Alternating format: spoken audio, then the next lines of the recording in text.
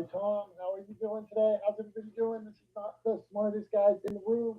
Today we're talking about impact, how you can make an impact. I, Tom, we've been gone a while. You've been running and swimming around the globe. I was down in the Bahamas. Why are we even going to work when we can be doing all these other cool things? Well, because That's the real question. Well, I mean, because obviously, I think twofold for me, right? Like one, Hold on here. I see Tom. I don't hear Tom. What's going on here? You don't hear me? I think that's on your end. It shows me on my end, and I can hear you fine. Let's see, Debbie. You hear Tom? Give me a thumbs up, thumbs down. I don't know. Do you hear me? Yeah, she hears both of us. No. So why don't I hear Tom? I don't know. It's on your side. I don't hear myself.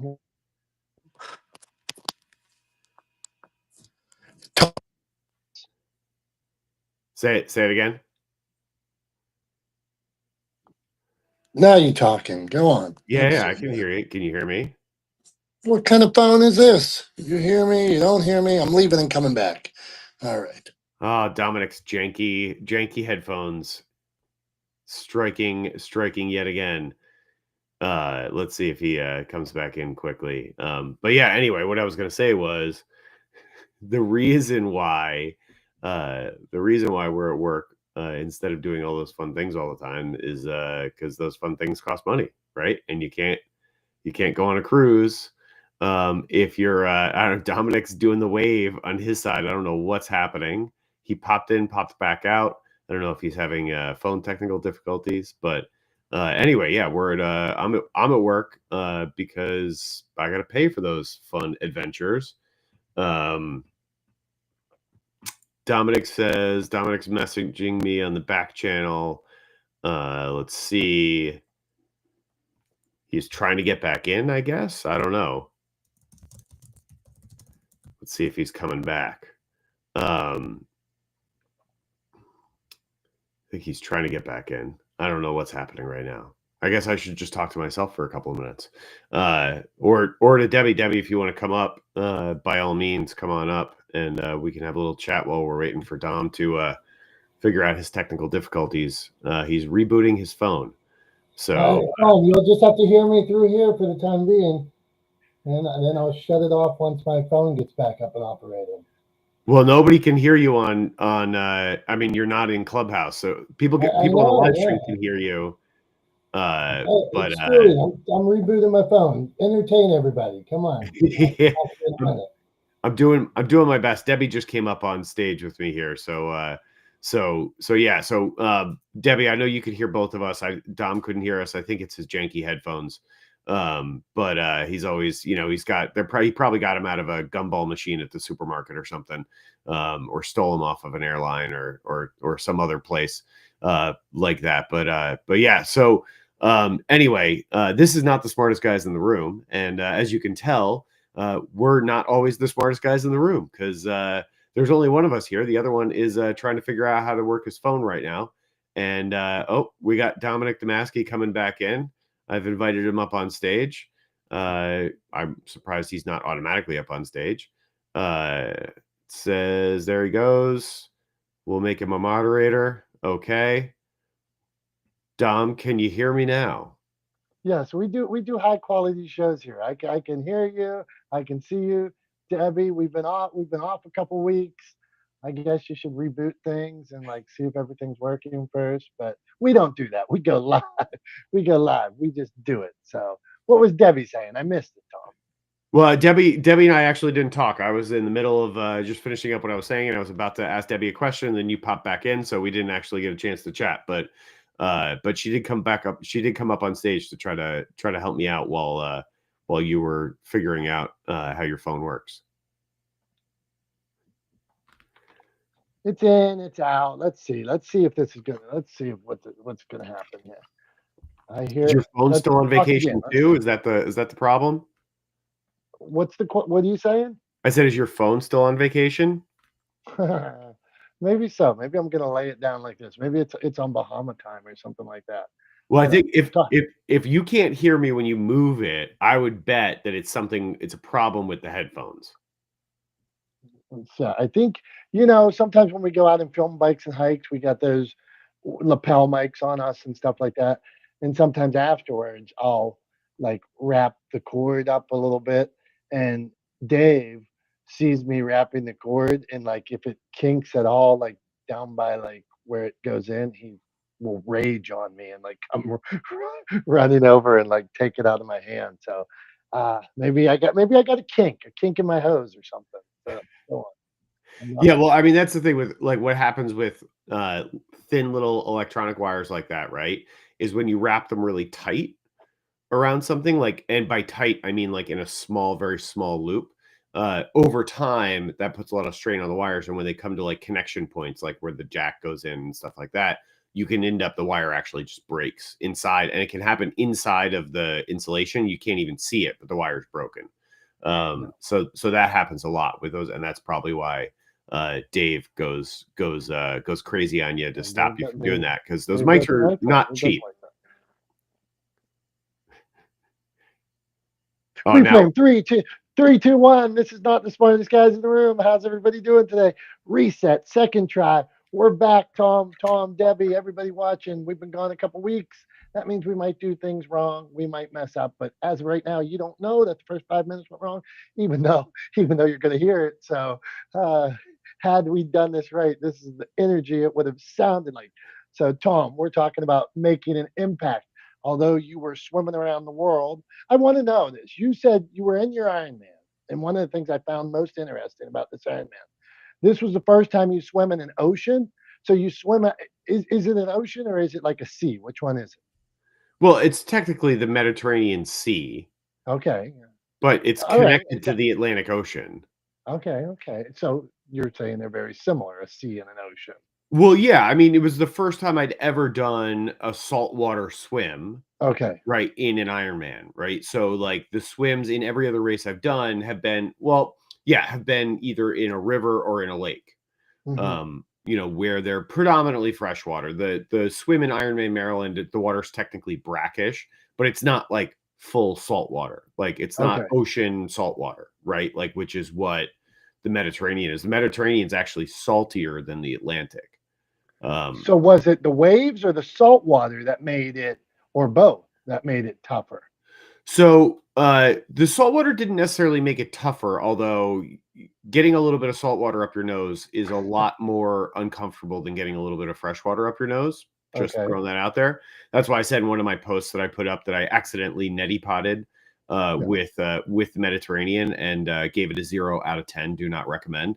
So that was uncomfortable. The other thing too is along with any sort of, when you're in a very large body of water, right? Like the Mediterranean Sea is a very large body of water.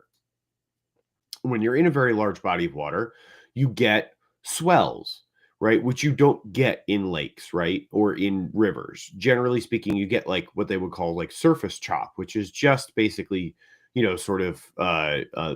small waves, small disturbances on the surface of the water, just kind of kicked up by wind and stuff like that. But in an ocean, you get big swells. So like, as you're swimming along, basically you're going up and down, which, because the swells are kind of spaced out, they're not steep, that's not a big deal. The problem that it causes, or the difficulty or the challenge that it creates when you're doing a swim like in an Ironman, is you're swimming 2.4 miles. And so you're following a route and you're swimming around buoys that they've set out to kind of mark the course. And when you're down in between swells, when you're down in the trough in between swells, you can't see any of the buoys. So like you have to time your sighting to be on top of the swells so you can actually see the buoys, so you're going in the right direction, right? And then kind of swim through the trough and then sight again at the top of the next swell.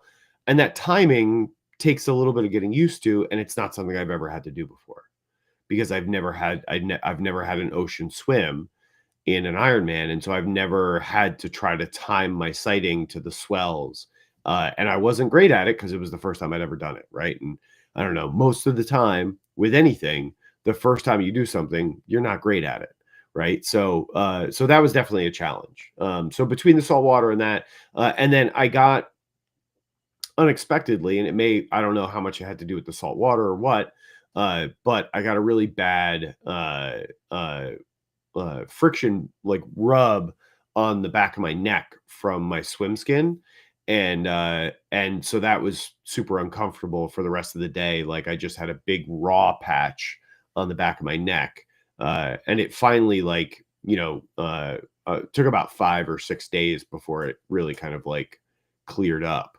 But I mean, I had it was like road rash, but it was on the back of my neck. So yeah, so that was uncomfortable. So it was a challenge. Okay. And well, I found it super interesting, which brings me to a point of saying yes to trying new things, just in general.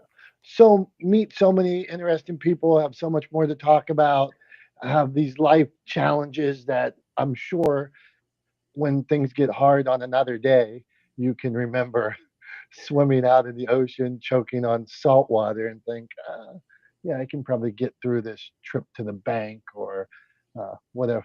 Isla crying when you're like trying to put her to bed at night. Well, I just how long does it take to swim? Then we're moving on. How long does it take to swim 2 miles in an ocean? Depends on who you are. Okay, So for me, it took about an hour and a little over an hour and 20 minutes. okay, Yeah. okay.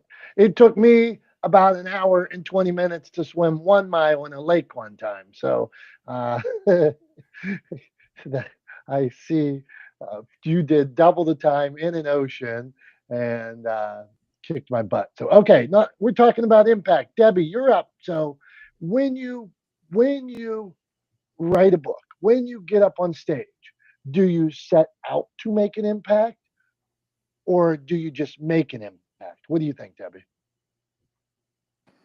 Oh, that's a great question. First of all, Tom, congrats on completing yet another Ironman. Kudos to you for number one. I'm impressed that you even tackle it, and number two, that you complete them. I mean, that's a big thing. And Dom, congrats to you for going to the Bahamas and working on your tan. I know how important that is for you. So, your question about impact. That's an interesting one. I think we always want to, things that we do and say, we want it to be meaningful and impactful. Do I purposely set out that way? No. And I'm going to use this as an example. Most of my posts that I do on social media, they tend to be positive or promoting self-esteem. And, and I've told this to people who have complimented my post that truthfully, I am the first one that needs to see it. So, yes, while maybe I may be trying to want to make an impact for others, I need that message and impact for me just as much as I think maybe somebody else might want it. I don't know if that answers it or not, but I'm landing my plane. Thank you, Debbie. And it appears you have a dog on your lap while you're landing your plane. Somebody that you're making an impact on there as well, right? Yeah, he's not on my lap. He's down below, but yeah, he doesn't like it when I'm not paying attention to him. So, yes, he can be kind of needy. He's a cutie pie, but he can be kind of needy. Well, thank you, Debbie. Thanks for all you do as well. And one day I was on a call and I'm on camera right now with Tom. If anybody's watching live stream, and my dog came down to my office, and it's a pit bull terrier mix, and it's older now. And I'm like, oh, I'll show the dog on camera. And I go to pick the dog up, and it was like, "Meow," and I like must have touched it in the wrong place or like hurt it somehow. And whoever I was talking to was like, you are the worst person ever. Did you just hit your dog? I'm like, no, I just tried to pick it up and show it on camera, and that did not go well. So, okay, Tom, that's my. I'm going to sidebar this whole topic today. So, hey, Debbie, and back to my tan in the Bahamas. Not only did I get tan, but I set out a goal to climb the rock wall because I went on a cruise about a year ago and I had a broken rib and couldn't climb the rock wall. So this time, although I have a broken finger, it's actually a tendon, but I still managed to climb the rock wall. So not only did I get tan, I climbed the rock wall as well. And Debbie. We lost you Tom there doesn't for a seem second. impressed with my Now you're back. success. But good for you for climbing that rock wall. I don't think I could attempt that. I was wondering why Tom didn't seem so impressed with it, and then he can't. Yeah, I don't know. You're cutting out. I don't know if you got bad service. Is somebody jacking up your Wi-Fi again? Are they digging it across the street? Or is your phone on the Wi-Fi? All right, let me look into this. I'm going to fix that on the one. Phone's probably still on Bahamas. All right. Well, Dom's looking into that, trying to figure out how the phone that he's had for several years works. And I know he can hear me because he's laughing. I want to say my phone's still on probably Bahamas Wi-Fi or airplane Wi-Fi. I see it changed. It looks like wireless now. Dr. Tachi, my tech has been bad today, so I'm glad she just popped in, and so don't go back and listen to like the first 10 minutes because it wasn't the best. But Tom swam in the ocean. I climbed the rock wall. Debbie says I got a tan. Her dog's on her lap. We're off the rails here. We're trying to talk about impact, but no matter what we do, we can't get to impact today. So making a difference. So Dr. Tachi, Tom, ask a good question to Dr. Tachi because you got to get us back on the rails. Okay. All right. I'll try. All right. So I'm gonna give you a little bit of context and a little bit of a ramp here, Dr. Tachi. So we're not just throwing you into the deep end right off the bat as soon as you get in. So I proposed the topic of impact to Dom when we were setting up the link last night for this episode of Not the Smartest Guys in the Room, and it was front of mind because I went to an event yesterday. It was actually at the UN, had nothing to do with the General Assembly. It was actually probably a bad thing that it was there on the same day as the General Assembly because it was a mess to get into. And actually, the organizer of the event, the CEO of the company that was hosting the event, I spoke to her towards the end of things yesterday, and she said, "We are never doing another event here. This is the worst." So anyway, went to this event, and the event was by an organization called the Impact Lounge, and it was all about creating impact through storytelling, using storytelling as a tool to essentially change and shape behavior and to push kind of cultural and societal culture and society in a positive direction, right? And so there were a variety of attendees at this event. It was the idea of it was to really bring sort of storytellers, right, or filmmakers together with what she called change makers. So nonprofits, NGOs, social good organizations, social good brands and businesses, content creators. So there were some YouTubers there. If you've ever seen this show on YouTube, Career Ladder, he was there. He was interesting, pretty funny guy. So anyway, so I went to this event yesterday, and so this idea, this concept of impact, and how we all kind of create impact in our own ways, in our interactions on a daily basis, through our work, through our personal endeavors, through our speech, how all of these things kind of come together to A, acknowledge that we all have an impact on the world around us, and B, how do we then sort of think about the impact that we have, and how do we use that impact for good, that sort of privilege, that opportunity to create that impact? How do we use that in a positive direction? And so I guess the question for you, Dr. Tachi, is have you thought about the impact that you create on the world around you? And how do you try to frame the work that you do so that that impact moves the world in a positive direction? Good morning and welcome back. I definitely think about the impact. I think about the implications too. Before I do anything, I'm always thoughtful of what I'm doing and how it will help someone or help a group of people, and how it I try to do nothing that will hurt them, but that's because I think so thoroughly about impact as well. Impact slash implications as well. Um, I definitely want for everything I do for through media, for example, to uplift, to educate, to inform, hopefully to entertain. I want it to have value. We talk about that in this world at all times about having whatever you create adding value. And so that's really what I aim to do. What was the second part of the question? I'm sorry, I got caught up in the first part. Well, and it was how do you try to ensure that the impact that you create in the world moves it in a positive direction? Ah, okay. So again, that's my hope that it does. Um, how do I ensure I listen to people?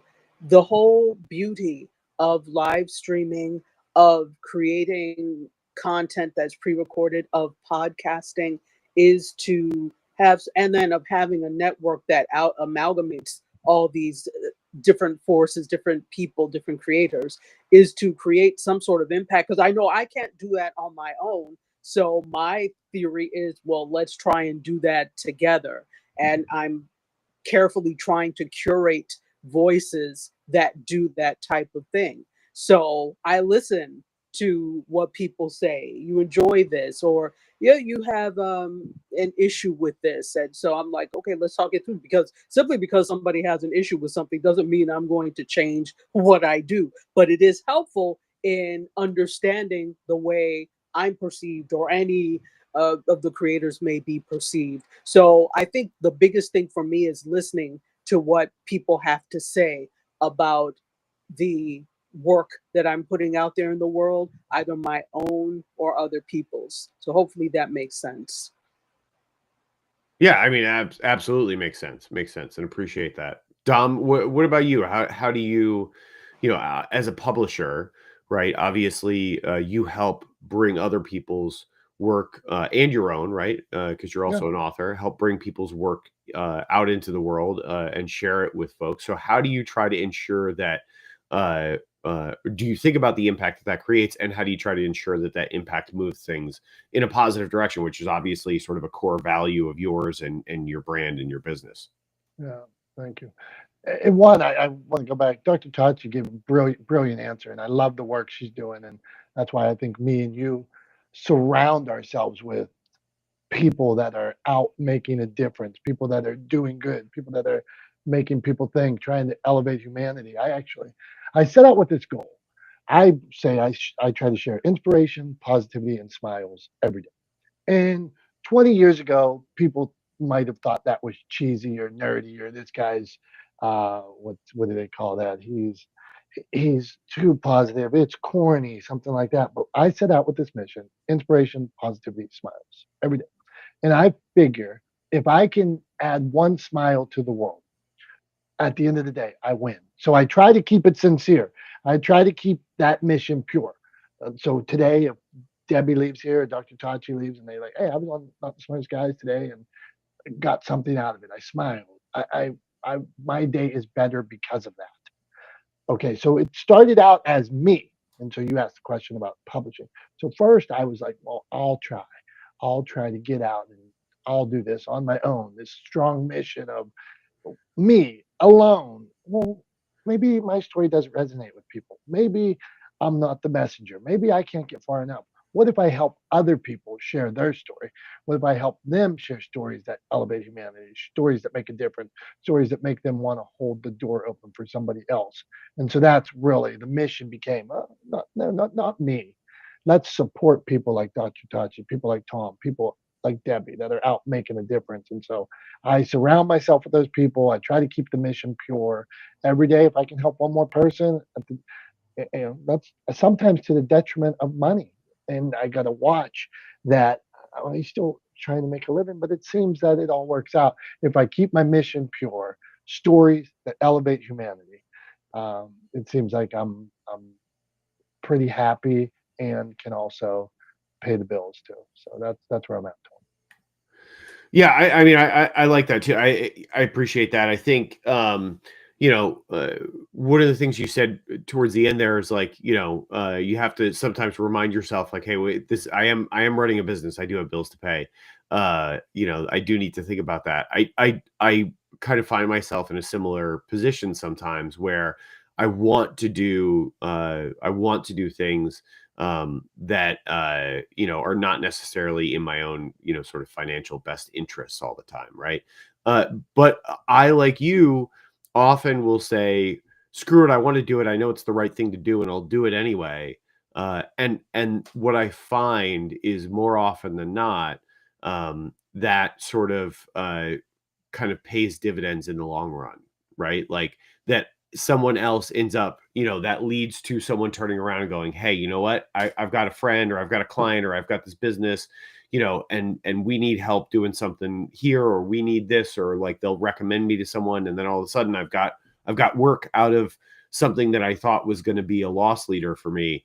You know, has suddenly turned around and brought in new clients, you know, as a result. And so I think it's really important to not only, you know, have a set of values and be guided by that set of values, but to be transparent and open about those values that you follow and that guide you, because that will, in the long run, sort of create opportunity for you down the line, and it'll also mean that the impact that you have through your work is aligned with your personal goals and your vision for the world, the future, at least even in a small way, right? And I think that's one of those things that a lot of people overlook, that, you know, they think, oh, well, impact is for, like, you know, people who have, you know, massive audiences, or impact is for people who are on TV, or impact is for, you know, best-selling authors, right? And that's not true. Every single one of us has an impact on the world around us every single day, right? We interact with other people, right? We deal with the, like, we interact with the environment around us, right? Those interactions create impact. And so if you have sort of a core set of values, if you have a mission that you've adopted, right? Dom's got his mission, my mission to humanize the world of business, right? That mission is kind of always in the back of my mind, you know, guiding the conversations that I have, the way I interact with other people in business. At that event yesterday, the conversations that I was having with other attendees there, and some of the speakers, similarly guided by that idea that I want to use my skill set to help humanize the world of business, and maybe collaborating with some of those folks that were in that room with me yesterday is a way to do that. So yeah, I think it's incredibly important to have that sort of that mission, those core values, recognize them, allow them to sort of guide your behavior and the way you interact with the world, and be transparent about them, right? Own those values unabashedly. And I think what you'll find is that it will ultimately attract like-minded people to you, to your brand, to your business, and to your mission, and it'll increase the impact that you have over time. So yeah, so that's what I think. Jason, welcome to the intimate party we're having today with not the smartest guys in the room. It's a small room. We've been gone for a couple of weeks, so as expected, you know, it's a small gathering when we first come back. But Dom was traveling, I was traveling, and so we took a couple of weeks off, and here we are. You know, getting towards the end of September, getting into the fall, and we're talking about impact. So, Jason, over to you. Do you think about the impact that you have in the world around you, and how do you try to you know, make sure that impact moves the world around you in a positive direction? Well, I can't control what happens outside of me in the world, but I can work on the control of the inside. And the inside, a lot of times, has to remember that we have to integrate and intermix with different people for different things. Trying to do everything all by yourself and saying you're self-made is just ridiculous.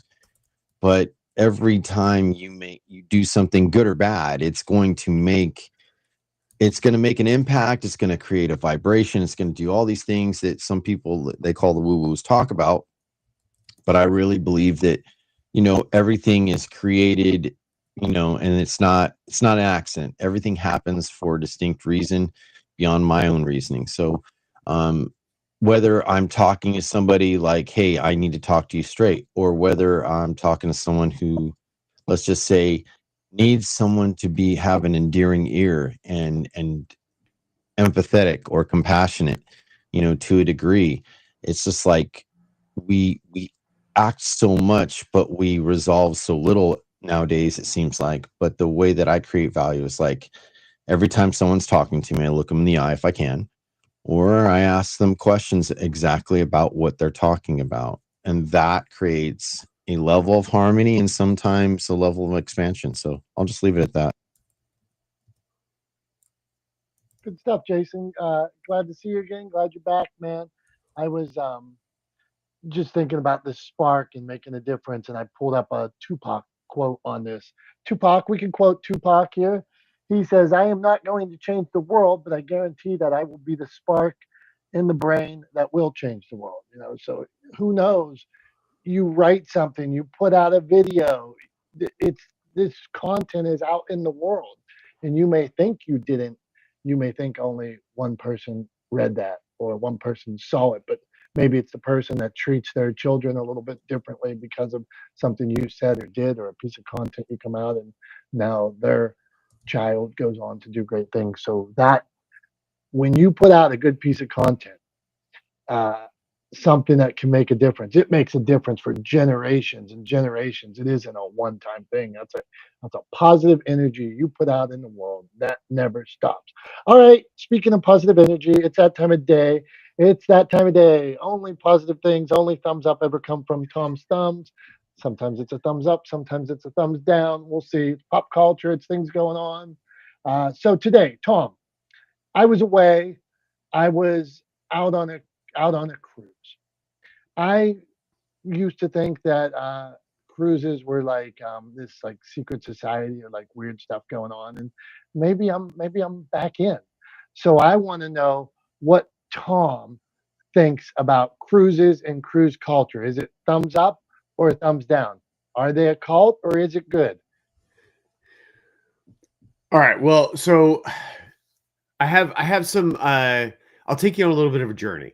So I've been on 4 cruises. The first cruise I ever went on was with my family. My grandfather took the family on a cruise to Alaska for his wedding anniversary to my step grandmother, and that was years ago. I think I was maybe 21 at the time, so it's quite a while ago, and that was fun because that was purely like I'd never been to Alaska before at that time. And it was kind of an adventure. It was interesting. I'd never been on a cruise before. So it was all sort of new and fun and exciting. And then my first job out of college working in TV was on a television show that took place on a cruise ship. It was actually a dating show called Shipmates. And it was a 3-day or 4-day, depending on which cruise you were on, blind date on a cruise ship. And it was crazy. But because of that, I went on 3 cruises working on that show. And those were on Carnival Cruise Line. And we got to see the sort of inner workings of the cruise ships, right? We got a little bit behind the curtain, a peek behind the curtain. And my experience on those cruises sort of made me less excited about cruises going forward, right? So I think what has ended up happening, and part of the cruise culture thing that you were talking about, is like I get going on a cruise when it's all about sort of the destination. I don't get going on a cruise to be on the boat, right? It's sort of like going to one casino in Vegas, right? And and just being trapped in that casino for like 4 days with a whole group of strangers. Like, and that doesn't appeal to me at all. And what I mean by that is, like, when you look at what's happening on the cruise ship, right? During those times when you're just out at sea and you're not in port and you're not getting to do sort of things or going on adventures or checking out new places, it's very Vegas, right? There's shows, there's restaurants, there's bars, there's gambling, right? There's a casino floor, there's shopping, right? All of those things. It is a Vegas casino put on the water, right? When you look at it. And I'm not a big fan of that, right? Like, that does not hold any allure for me. I don't really understand gambling or gaming.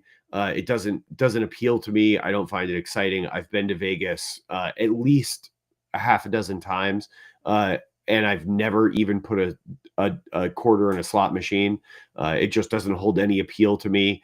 A lot of the sort of the shows and stuff are a lot of like fluff and not a lot of substance, right? Like, it's just a lot of pageantry without much interest behind it. So after you see it once, you're kind of like, okay, great, I'm over it. It's sort of like the fountains in front of the Bellagio in Vegas. It's like, okay, that was cool for 30 seconds. Now what? Right. So there's a lot of that kind of stuff happening. The restaurants are usually very, very mediocre for the price, right? Like, they're overpriced and kind of under deliver on the food. The buffets are fun for like a day, and then you realize it's like all the same food over and over again, and that kind of loses its appeal, right? So, like, if it was a thing, like, if I could go on a cruise and like only ever spend maximum 24 hours on the boat at a time, right? And the rest of the time was spent, going to different places, experiencing different things, going on excursions, etc., I might be interested in that. But if it's a cruise where the entire thing is about being on the boat, I'm out. That gets a thumbs down, right? And honestly, I don't understand the sort of the culture around that. The idea of like just being on the boat and like having fun on the boat holds no appeal to me. I don't want to like I get that it's fun for other people, right? In the same way that I can understand that some people might think it's really fun to go to Vegas every year, but I don't get it. It's just not for me. It's not my thing. And so not meaning to yuck anybody else's yum here, but like, cruising gets a thumbs down for me. You heard it here. You came out hot against cruises. Now I'm like, what do you call that when somebody's turned around? Like, where after two, you went on four, but after two, I'm coming around on it. Like, I might be joining the cult, and like, I go on the ship. There's karaoke. There's shopping. I watched the Steeler game on the last one I was on this past week. So I'm sold. I was in with all these people. I met a guy that became a Steelers fan from Australia. So come on, I don't know, Tom. I don't know if I like this. I think they call it flip-flopping, Tom. I think that's what they call it. They call it growing. I got a message here. Somebody does not like your stance on cruising. They said it was very, very down. A personal message came in hot on cruising. Okay, we're back to impact. We're talking about impact today. Does your message have a cruise? Does your message have a cruise? A cruise does not make a positive impact on Tom. So we're going back. Impact. So in the world, you put out a message and you hope it has an impact. What do you do when I'm going to Dr. Tachi first on this? What do you do if you put out a piece of content that ends up with a negative impact? Like, let's say let's say you said something mean about cruises, like Tom just did, and people get mad at you. What do you do then, Dr. Tachi? How do you deal with it, or should you deal with it? Is it just like, hey, this is my thought, this is my belief, you have your belief, I have my belief. So what do you think about that? You put out a piece of content, whatever it is, and people don't agree with it. That's fine. I mean, that's simple. You cannot agree. That's, I think, what actually makes the world a beautiful place, that we don't have groupthink. Well, there is groupthink, but that people think differently about things and are okay with expressing them. My thing is, whenever I put out a piece of content, I try to do it from the full context of things. I always mention, hey, if there's something that I'm missing, please let me know in the comments. So to really express to the audience, I don't know everything, but what I do know, I will put out there. I try to put it out there in the most respectful and thoughtful way I possibly can. And so if you disagree with it after the way, and I've been trained to do this, right? So if I put it out there in the most respectful way, in the most thoughtful way, in the most full way, and you still have a problem with it, then that's you wanting to have a problem with whatever is said, not listening fully. Especially if I have to go back. First of all, I'm not going to go back with people in the comments, but I will respond to something. And if you still insist on going back and forth, you're not listening. 80% of communication is listening. So that's why I listen and I respond. And if somebody still wants to go back and forth, no, we're not going back and forth. Not as you're a guest in my house under my comments. No. And that's the thing at the end of the day. It's my feed, my comments, my content. So if there's something you take issue with, you are free to go to your feed, to your comments, and to disagree in that way. But I guarantee that if you already are argumentative, you're not going to do it in a way that's productive or actually sheds light on the topic. I can guarantee that. So, and I lean on this, and I don't often, lean on this. I have a PhD and whatever, but I do because that's what my PhD is in. For most of my adult life, I have studied not just the media, but human communication. So it's going to be few and far between the people who can come and tell me, well, no, you're wrong on this, because that doesn't mean I'm always right, but I try to present things in a way that is right. And anybody who wants to argue is probably wants to argue. So, but it's fine to have a different opinion. Dr. Tachi, love that. Love that. So I agree with you 100%. I'm always trying to learn. If somebody disagrees with me, I am open to having a dialogue. I want to learn. Tell me, hey, I said something. Maybe I don't know. Maybe you're opening me to a whole nother world. My son will argue with me and he'll send me videos or this or that. And I learned one more thing. Okay, I'm a little better off because of it.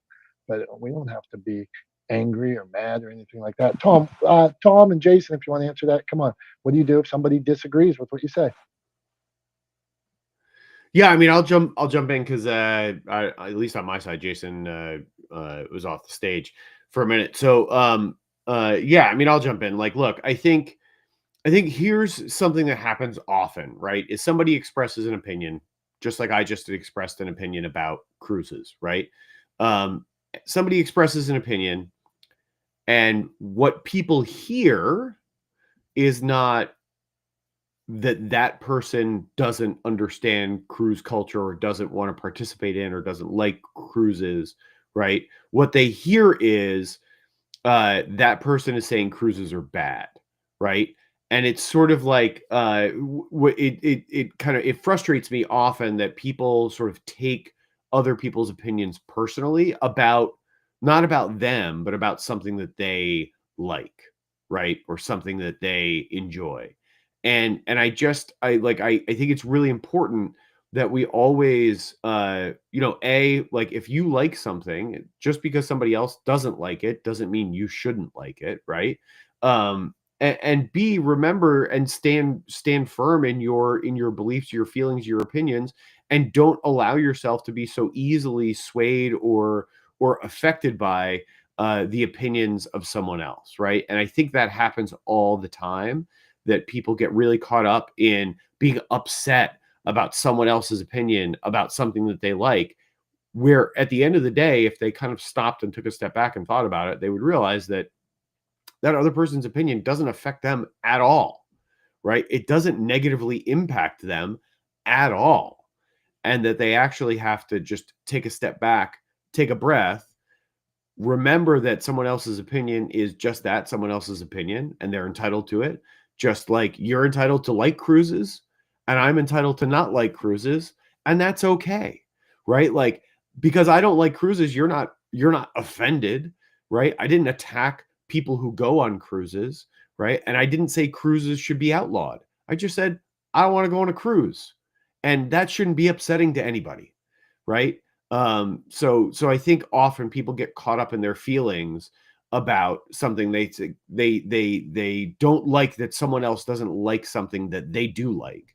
They get caught up in their feelings about it, and then they forget that actually it's totally okay, right? Like, just like Dr. Tachi said, the first thing she said when you went to her was, she said, okay, yeah, that's all it is. It's okay.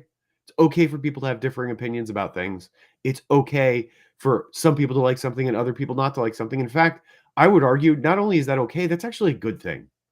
It's good that we have differences in taste and likes and dislikes. It's what makes the world interesting. If we were all the same, if our opinions and feelings were all homogenous, what a boring place this would be, right? So, like, it's actually good that people have differing opinions. It's good that people have different takes on things and different likes and dislikes. It's a good thing. It makes the world interesting, and we should stop getting so upset about it. Tom, that was a beautiful take, man. I'm glad I have you as a co-host on not the smartest guys in the room. And thanks everybody for being back here today. We were gone a couple weeks, so we're talking about impact today. We talked about cruises. We talked about impact. We talked about my bad microphones earlier on. My Wi-Fi was all screwed up. Who knows what's going on here? Someday I'm gonna get a full lesson on tech. Dr. Tachi and Tom can come sit with me for like a week and set in on things. So, Tom, I think it's time for show and tell, because I want to talk about things that I like today. So, what you ready for this? Yeah, I'm ready for it. Is it a seashell? Please tell me it's not a seashell from your cruise. No, but I collect a lot of weird things like that, but no, I don't have any. I don't have any current seashells in my house. So Okay, good. I'm going back to my roots here. I said I on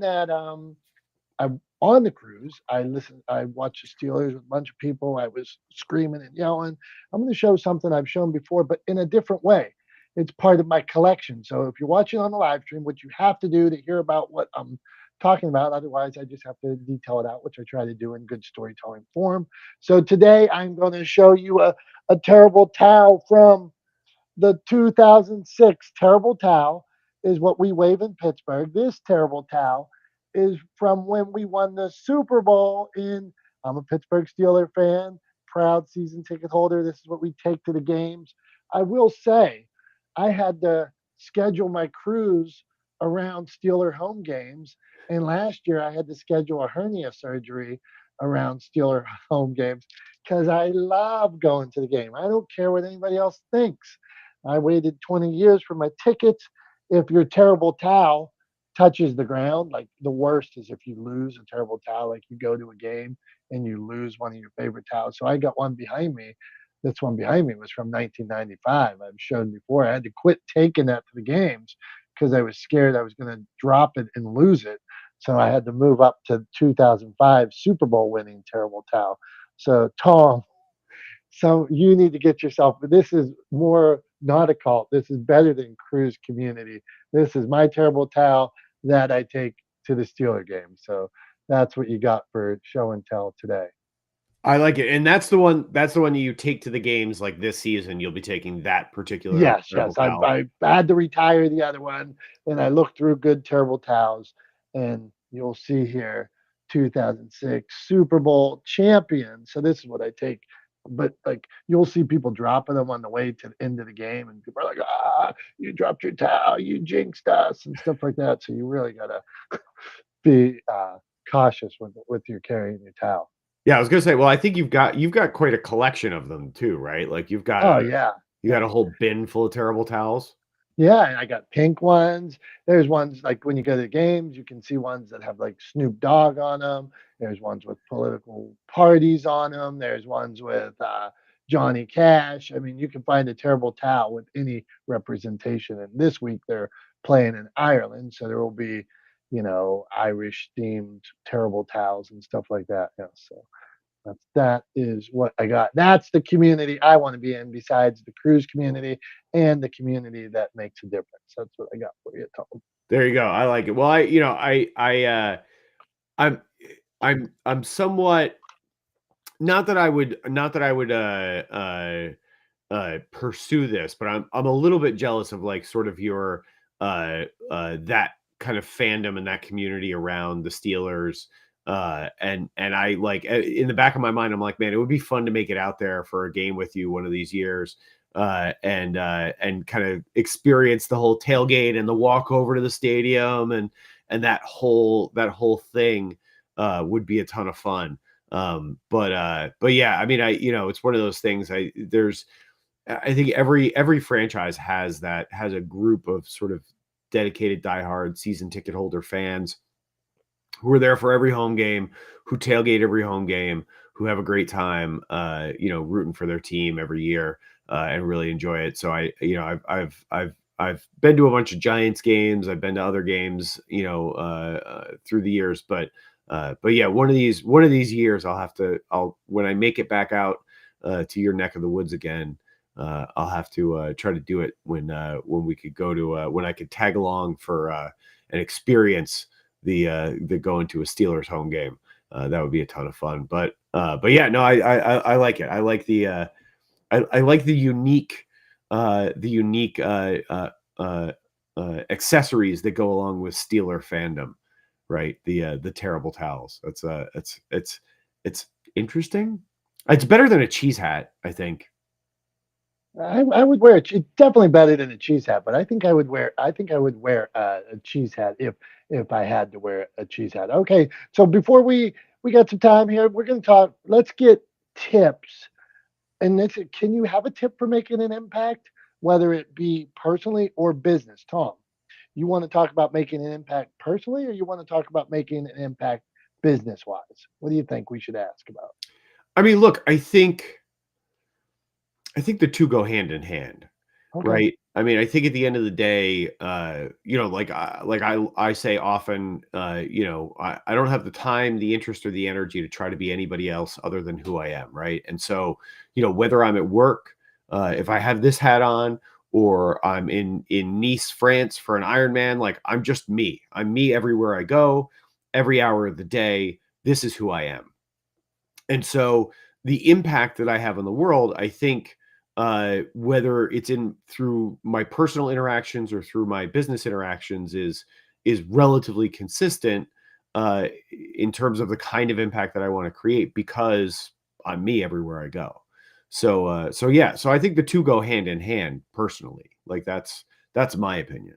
Okay, that's a really good answer. I live in this world of all I can be is the best me I can be. So trying trying to be anybody else. Like here, I'm going to talk to you about the Steelers. I'm going to talk to you about cruises. It's me.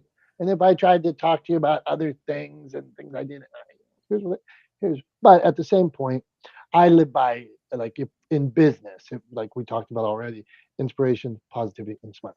I believe if I am sharing those things, if I am putting that out into the world in anything that I'm doing, whether it's time with my family, well, that's pretty much that. If I'm at the Steeler game with my friends and cheering for who I love, it's that. If I'm climbing the rock wall, it's it's that. If I'm spending time with my wife, it's that. You won't find me doing things that aren't that.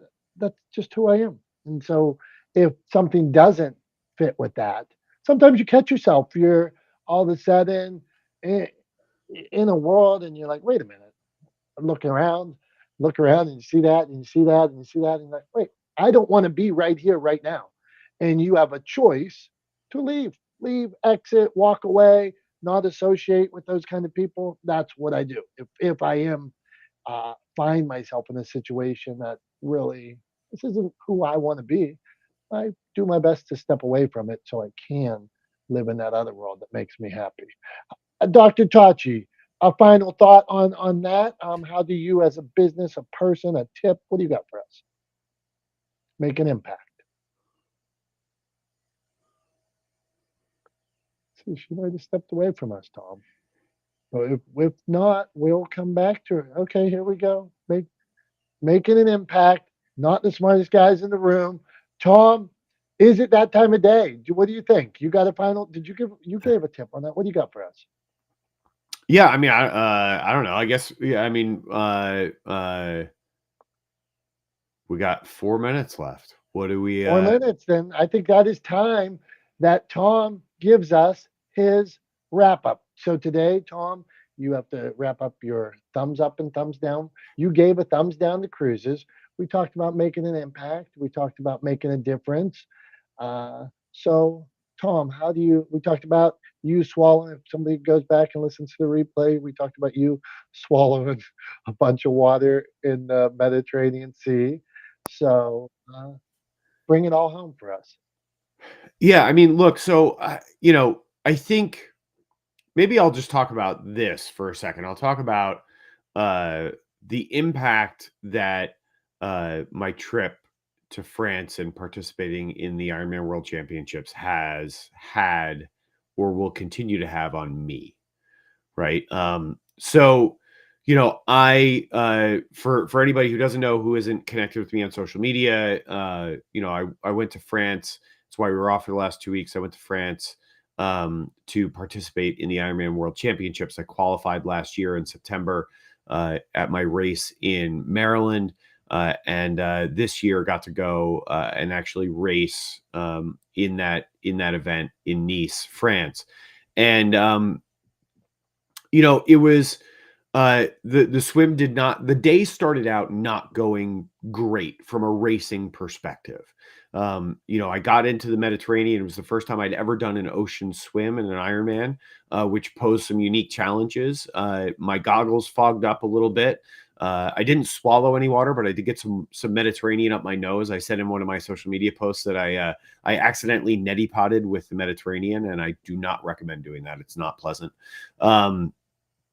But then my goggles also fogged up later in the swim, and I was having some trouble with sighting because I'm not used to swimming in a body of water that has large swells. And so if you don't time your sighting right, when you pick your head up to look and see if you're going in the right direction, you can't see any of the buoys you're looking for because you're down in between two of the swells in the Mediterranean Sea. So that was a challenge. So the swim was difficult. Got out of the water from the swim. Got onto the bike, and it was the hardest bike course I've ever ridden. It is widely considered to be the most difficult bike course in all of Ironman racing. It has about 8,000 feet of climbing. So for anybody in the sort of in the Northeast, that is equivalent to riding from sea level up to the top of Mount Washington, which is the highest mountain in the Northeast. It's a little over 6,000 feet, and then going another 1,600 feet on top of that, and then riding to the top of the Empire, the top of the Freedom Tower in New York. Right, that's the equivalent essentially of how much vertical gain there is on the bike ride. But it's also gorgeous. So the bike was taking me forever. It was incredibly slow, much slower than I expected it to be, and there was a point where I had to just sort of have a little conversation with myself.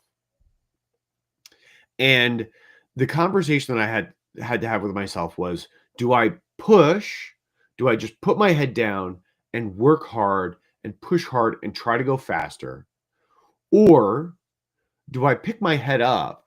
Do I look around and do I take in this experience, a once in a lifetime experience for me to ride my bike through the Maritime Alps in France on the same route that they use for the Tour de France, to ride through these tiny mountain towns and have local kids out at the end of their driveways cheering us on, yelling "Ale, ale, ale," which in French means "go, go, go," right? As we cycle through their towns, the same way they do for the Tour de France riders when they ride through town. Like, do I take that experience in? Do I live that experience? Do I enjoy those moments? Or do I put my head down and push and try to go faster? And I opted for the former. I opted to drink that in, that once in a lifetime experience, because quite literally, the Ironman World Championships is not going to be happening in Nice anymore. It's going back to Kona for both the men and the women. And so it was the last time, probably at least for the next decade, that race will take place, and it may never take place there again. So it was quite literally a once in a lifetime experience. And I decided to just pick my head up and enjoy it. It was the most beautiful bike ride I'd ever been on. And I enjoyed all 7+ hours of it. That's how long it took. So then I got off the bike and I started running. And I wasn't trying to run fast because at that point, my time for the race was already kind of blown up. I wasn't trying to run fast. And I was walking through one of the aid stations and I struck up a conversation with another guy who was walking and he was having some hip trouble. Turned out he was from Ottawa in Canada. So we started talking about Ironman Ottawa that I did in August. And I walked with him for over an hour. We just walked, two strangers walking together on the along the promenade in Nice, just talking about Ironman in the world and our experiences and all kinds of different things for over an hour. And then we got to the last 5K and I decided, it was the end of the race and I wanted to run it in. And so I said goodbye to him. His name was Marcel. I said goodbye to Marcel and I decided to run it in for the last 5K and finish the race running. And so that's what I did. It was the slowest Ironman I've ever done. It was also probably one of the most enjoyable experiences I've ever had in a race. And so what I take away from that, the impact that race will have on me is that when I choose to do hard things, when I choose to challenge myself, I should always remember to enjoy the experiences that creates for me, right? To enjoy the moments along that journey and not just try to push through to get to the destination, right? That's the impact that race is going to have on me. That's the impact that I will carry with me going forward, is to always remember to pick my head up, to look around and to make sure I enjoy things. I even quoted Ferris Bueller in one of my social media posts. Life moves pretty fast. If you don't stop and look around every once in a while, you just might miss it. And I think those words held very true for me in Nice at the World Championship, and hopefully I will remember them going forward, and that's the lasting impact that race will have on me. So that's all I got for today, Dom. I hope that did a good job of wrapping things up for you. Still got a thumbs down on cruising. Sorry, not sorry. That's my opinion. If you like cruises, good for you. You won't catch me on one. So anyway, that's all I got for this week. For myself, for Dom, and for his terrible towel. This is not the smartest guys in the room. We appreciate you guys being here with us every week. We appreciate you guys being part of this community, being part of the conversation. We look forward to seeing you again soon. And until then, have a great rest of your week. Have a great weekend. We love you guys. Bye-bye.